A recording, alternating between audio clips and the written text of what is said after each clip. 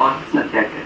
सत्याग्रह गांधी जी का एक ऐसा मूवमेंट था जिसमें वो ऑपरेशन को एक एहसास कराते थे कि वो गलत था।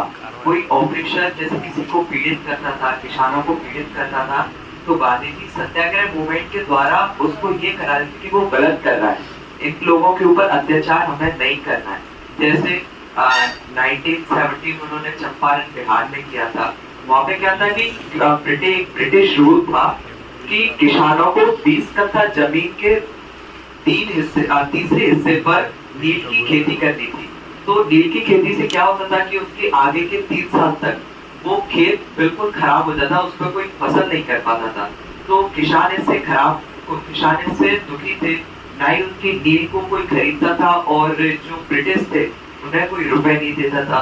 तो जब महात्मा गांधी फर्स्ट टाइम चंपारण बिहार में गए थे, तो उन्होंने सत्याग्रह मूवमेंट जब चालू किया तो उनका वहां पे वो सफल हुआ। तो गांधी जी फिर 1918 में गुजरात गए थे, खेड़ा डिस्ट्रिक्ट में। वहां पे क्या हुआ था कि जो किसानों की फसल थी वो खराब हो गई थी। अब उन्होंने ब्रिटिश गवर्नमेंट से डिमांड की थी कि उन्हें जो रेवेन्यू था, जो कर था, उसको माफ किया जाए या उससे थोड़ा सा कम किया जाए। लेकिन वहां पे उनकी कोई सुनवाई नहीं हुई ब्रिटिश गवर्नमेंट पे। तो वहां पे फिर गांधी जी को बुलाया, तो गांधी जी ने वहां पर भी सत्याग्रह मूवमेंट स्टार्ट किया।